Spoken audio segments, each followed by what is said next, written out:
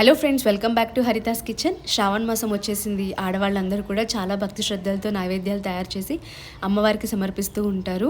వరలక్ష్మి వ్రతానికి చాలామంది చేసే 9 రకాల ప్రసాదాలు చాలా తక్కువ టైంలో ఎవరి సహాయం అవసరం లేకుండా ఈజీగా ఎలా ప్రిపేర్ చేసుకోవాలో చూపిస్తున్నాను. మీరు కూడా ఖచ్చితంగా ట్రై చేయండి.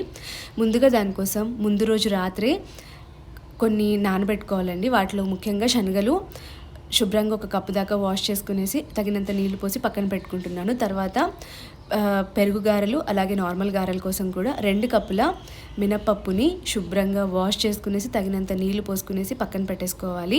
మనం ముందు రోజు రాత్రి నానబెట్టుకున్నామంటే ఉదయం లేవగానే త్వరగా మిక్సీ పట్టేసుకుని చేసేసుకోవచ్చు. అలాగే బూరెల కోసం 1 కప్పు మినపప్పు అలాగే 2 కప్పుల బియ్యాన్ని తీసుకుంటున్నాను. రేషన్ బియ్యం తీసుకున్నట్టయితే బూరెలు మంచి కలర్తో చాలా క్రిస్పీగా బాగా వస్తాయి. ఇలా 2 కప్పుల బియ్యాన్ని కూడా తీసుకుని శుభ్రంగా వాష్ చేసి తగినంత నీళ్లు పోసి రాత్రంతా నాననివ్వాలి.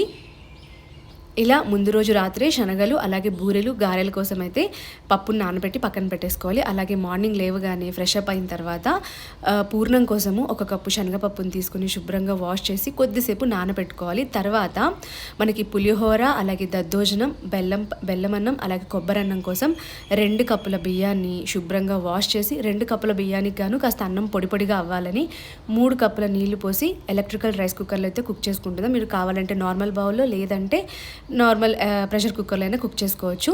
రాత్రి నానబెట్టుకున్న శనగలు ఇక్కడ బాగా నానిపోయాయి. అలాగే 1 గంట ముందు నానబెట్టుకున్న శనగపప్పు అండి పూర్ణం కోసము. ఇలా కొద్దిసేపు నానబెట్టుకున్నామంటే మనకి త్వరగా కుక్ అయిపోతాయి, అలాగే బాగా మెత్తగా కూడా అవుతాయి.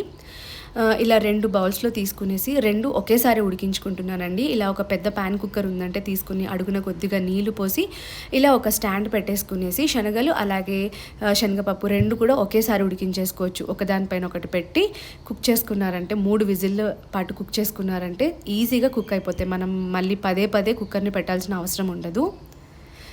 ఇలా ఒకదానిపైన ఒకటి పేర్ చేసుకునేసి ఒక 3 విజిల్స్ పాటు కుక్ చేసుకున్నారంటే పప్పు ఉడికిపోతుంది. ఇప్పుడు పప్పు ఉడికేలోపు మనం నానబెట్టుకున్న మినపప్పుని రుబ్బుకోవాలి. ఇవి గారెల కోసం నానబెట్టుకున్న పప్పు.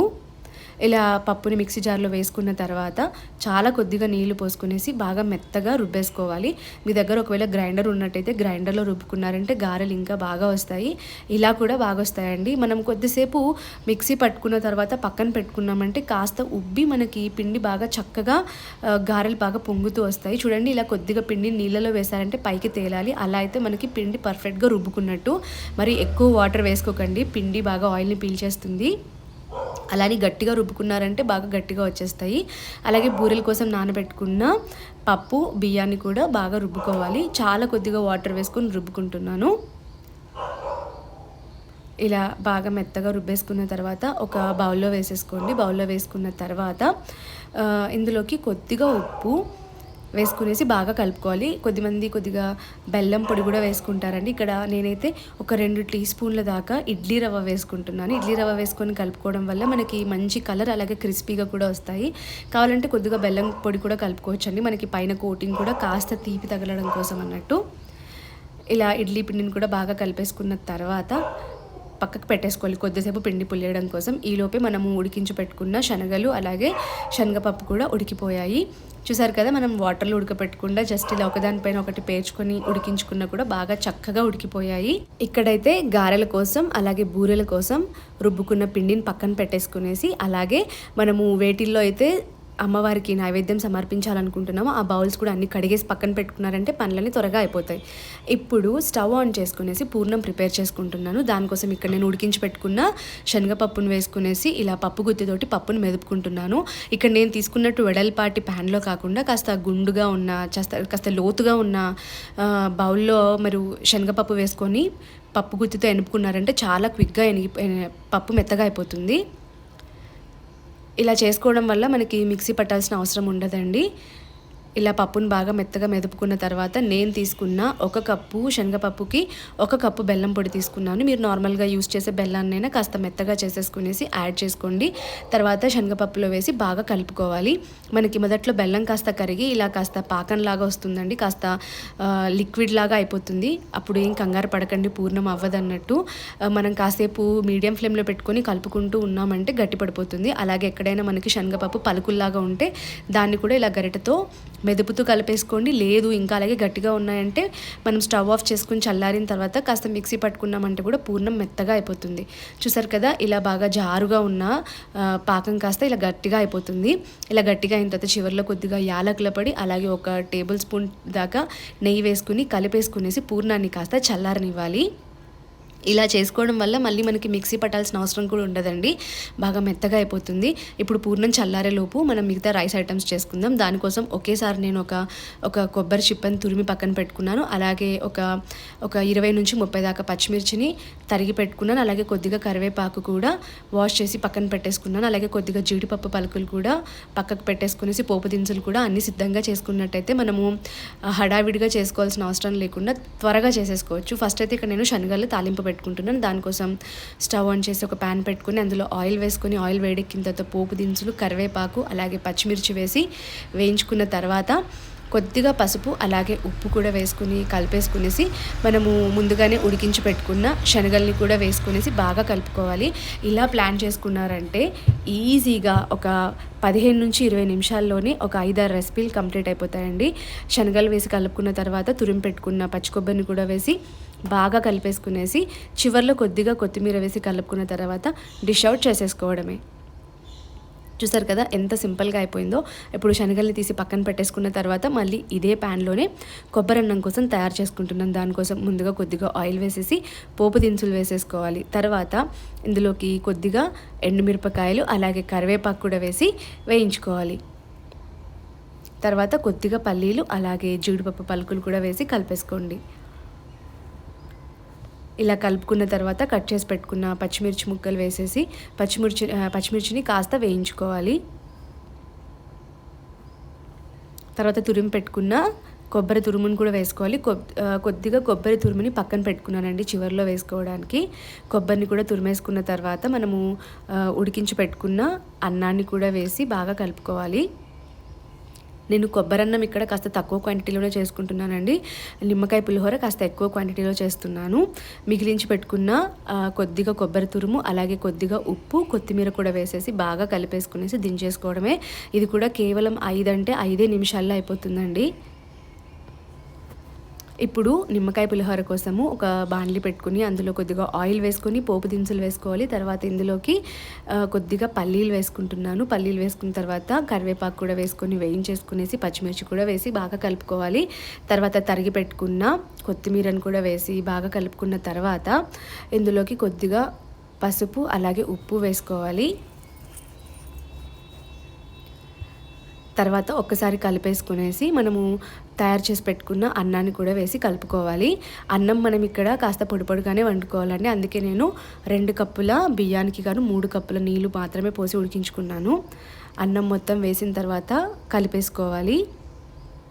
చూసారు కదా ఎంత చకచక శనగలు అలాగే కొబ్బరన్నం నిమ్మకాయ పులిహోర అయితే తయారైపోయింది.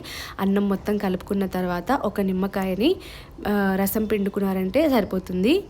ఇక్కడ నేనైతే అరచక్క నిమ్మరసం పిండుకున్నాను. నిమ్మరసం పిండుకునేటప్పుడు ఇలా టీ వడకట్టే స్ట్రైనర్లో వేసుకున్నారంటే విత్తనాలు పడకుండా ఉంటాయి. నిమ్మకాయ రసం పిండుకునేటప్పుడు స్టవ్ ఆఫ్ చేసి పిండుకోండి. నిమ్మకాయ రసం కూడా వేసుకున్న తర్వాత బాగా కలిపేసి దింపేసుకోవడమే. ఇప్పుడు మన రైస్తో ఇంకొక రెసిపీ వచ్చేసి బెల్లం పరమాన్నము.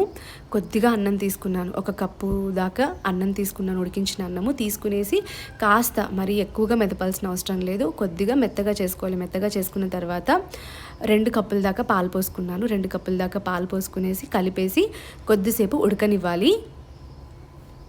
కొద్దిసేపు ఉడకడం వల్ల మన అన్నం మొత్తం పాలను మొత్తం పీల్చేసుకునేసి బాగా మెత్తగా అవుతుంది. ఇంతలోపు మనము దద్దోజనం కోసం ఒక 2 కప్పుల దాకా ఉడికించిన అన్నాన్ని తీసుకునేసి కాస్త ఇలా మెత్తగా చేసుకోవాలి. కాస్త మెత్తగా చేసుకున్న తర్వాత కొద్దిగా ఉప్పు అలాగే 1 కప్పు దాకా పెరుగు వేసుకునేసి బాగా కలుపుకోవాలి. అలాగే ఇందులోకి మనము పాలపైన మీగడ కూడా వేసుకోవాలి. పెరుగు మీగడ అలాగే బాగా కలిసేదాకా కలుపుకోవాలి. అలాగే మనకి ఇందులో పెరుగు పులుపు అనేది ఎక్కువగా తగలకుండా ఇందులోకి ఒక 1/2 కప్పు దాకా పాలు కూడా వేసుకోవాలండి. పాలు వేసుకోవడం వల్ల మనకి పులుపు అనేది తగ్గుతుంది. అలాగే దద్దోజనం కూడా చాలా కమ్మగా ఉంటుంది. ఇలా బాగా కలిపేసుకున్న తర్వాత మనం ఇందులోకి పోపు పెట్టుకోవాలండి. ఇది ఇలా కలిపేసుకున్నాను, అంతలోపలే మన పరమాన్నం కూడా బాగా దగ్గర పడిపోయింది. ఇలా దగ్గర పడ్డ అన్నంలోకి మనము 1 కప్పు దాకా బెల్లం పొడి వేసుకోవాలి. 1 కప్పు రైస్ తీసుకున్నాను, 2 కప్పుల పాలు, అలాగే 1 కప్పు బెల్లం పొడి తీసుకున్నాను. పాలన్నీ దగ్గరగా అయిపోయాయి కదండి, అందుకే మనం ఇప్పుడు బెల్లం పొడి వేసినా కూడా పాలన్నవి విరగవు. ఇలా బాగా కలిపేసుకొనేసి ఒక 2-3 నిమిషాల పాటు అన్నాన్ని కొద్దిసేపు ఉడకనివ్వాలి. అన్నం కొద్దిసేపు ఉడికి అలాగే దగ్గర పడడం స్టార్ట్ అవుతుంది. ఇలా దగ్గర పడడం స్టార్ట్ అయిన తర్వాత ఇందులోకి కొద్దిగా ఫ్లేవర్ కోసం యాలకుల పొడి, అలాగే నేతిలో వేయించుకున్న జీడిపప్పు, కిస్మిస్, అలాగే పచ్చి కొబ్బరి ముక్కలు కూడా వేసి కలిపేసుకోవాలి. నార్మల్ టైంలో కూడా మీరు నైవేద్యం లాగా బెల్లం పరమాన్నం చేయాలనుకున్నప్పుడు ఇలా ఉడికించిన అన్నంతో చేసుకున్నారంటే చాలా క్విక్గా అయిపోతుంది. అలాగే దద్దోజనంలోకి పోపు కోసం కొద్దిగా నెయ్యి అలాగే ఆయిల్ 2 తీసుకున్నాను. అందులోకి పోపు దినుసులు, ఎండుమిరపకాయలు, కరివేపాకు, అల్లం ముక్కలు, అలాగే జీడిపప్పు పలుకులు వేసుకునేసి ఎక్కడ జీడిపప్పు మాడిపోకుండా కొద్దిగా అలాగే ఇంగువ కూడా వేసుకోవాలి. జీడిపప్పు మాడిపోకుండా పోపు వేయించేసుకునేసి దద్దోజనంలో వేసుకున్నారంటే దద్దోజనం కూడా తయారైపోయింది. ఇలా ప్లాన్ చేసుకున్నారంటే చకచక 5 దాకా రెసిపీలు ఈజీగా ఒక హాఫ్ అన్ అవర్లోనే ప్రిపేర్ చేసుకోవచ్చు. ఇలా దద్దోజనం బాగా కలిపేసుకున్న తర్వాత మీరు కావాలంటే ఇందులో కొద్దిగా దానిమ్మ గింజలు అలాగే యాపిల్ ముక్కలు కూడా వేసుకోవచ్చు. మన పూర్ణం కూడా ఇక్కడ గట్టిపడిపోయిందండి. ఇలా చేసుకున్న పూర్ణాన్ని చిన్న చిన్న బాల్స్ లాగా ప్రిపేర్ చేసి పెట్టుకున్నారంటే త్వరగా మీరు పూర్ణం బూరెలు వేసేసుకోవచ్చు.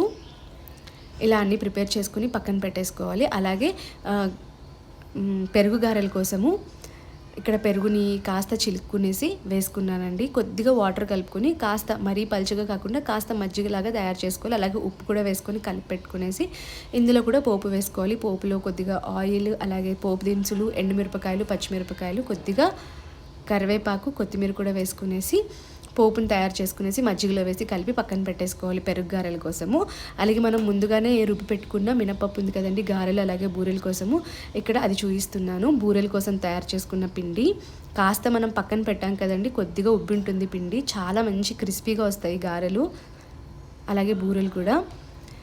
పూర్ణాన్ని బూరెల పిండిలో వేసుకునేసి ఇలా స్పూన్తో అటువైపు ఇటువైపు టర్న్ చేస్తూ వేసుకున్నారంటే ఎక్కడ కూడా మనకి బ్రేక్ అవ్వకుండా చాలా ఈజీగా వస్తాయండి. ఇలా స్పూన్తో వేసుకోవచ్చు, లేదంటే మీరు చేయితో కూడా పూర్ణాన్ని తీసుకునేసి ఇలా బాగా రోల్ చేస్తూ మొత్తం అన్ని వైపులా కోట్ అయ్యేలాగా చేసుకున్న తర్వాత ఆయిల్లో డ్రాప్ చేసుకున్నారంటే ఎక్కడ పగలకుండా చాలా నీట్గా వస్తాయి. నూనె వేడెక్కిన తర్వాత ఇందులోకి మనం ఒక్కొక్కటిగా బూరెల్ని డ్రాప్ చేసుకోవాలి. ఒకవేళ మీకు బూరెలది మినప్పిండి కాస్త గట్టిగా అయిందనిపిస్తే కొద్దిగా వాటర్ వేసుకునేసి కాస్త పలుచగా చేసుకోండి. ఇక్కడ నేను చూపిస్తున్న విధంగా స్పూన్ తోటి కూడా ఈజీగా వేసుకోవచ్చు. ఎక్కడైనా మీకు కాస్త క్రాక్స్ ఓపెన్ అయినట్టు అనిపిస్తే అక్కడ కాస్త మినప్పిండిని వేసుకోండి. ఇలా అన్నీ ఒకదాని తర్వాత ఒకటి ఆయిల్లో డ్రాప్ చేసుకునేసి కొద్దిగా కుక్ అయిన తర్వాత టర్న్ చేసుకోవాలి. వెంటనే టర్న్ చేసుకున్నారంటే క్రాక్స్ వచ్చేస్తాయి.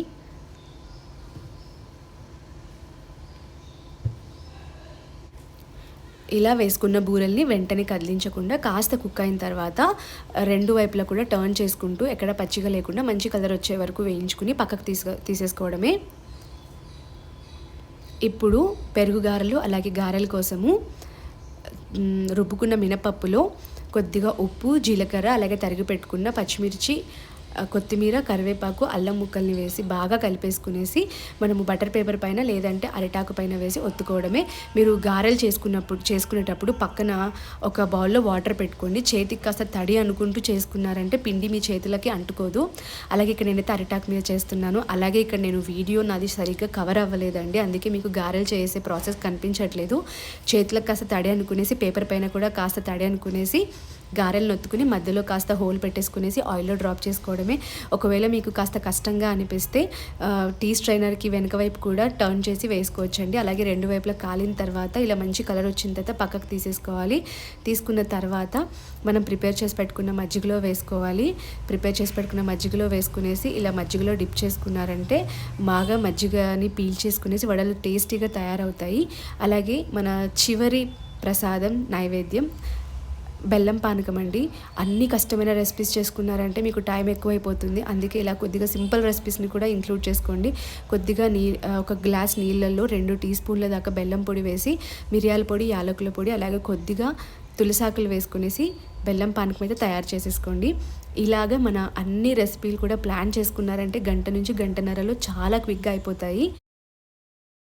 ఇలా ప్లాన్ చేశారంటే తక్కువ టైంలో తక్కువ వంట సామాన్లతో ఈజీగా 9 నైవేద్యాలు అయితే అమ్మవారికి సమర్పించేసేయచ్చండి.